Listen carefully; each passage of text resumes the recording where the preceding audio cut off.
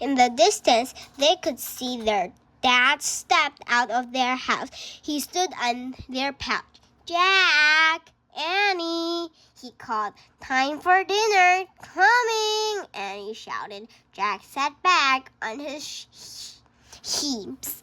He looked at the moonstone again. I guess we have one of the 4 things, he said.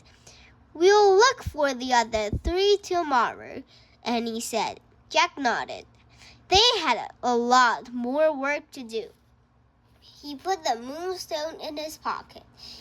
Ready? He said. Wait, said Annie. She took off one of her sneakers. She put off her socks. Then she put her sneakers back on. What are you doing? Said Jack.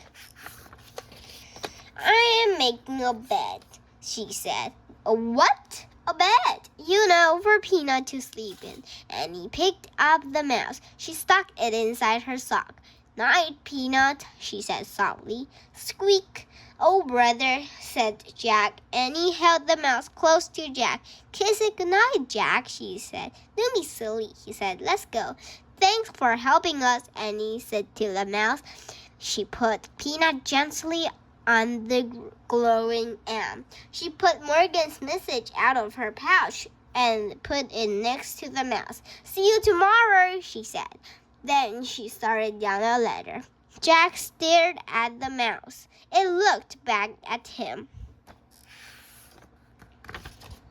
For a moment, its dark eyes looked old and wise. Come on, Jack, called Annie. Jack kissed its tiny head. Night, Peanut, he whispered.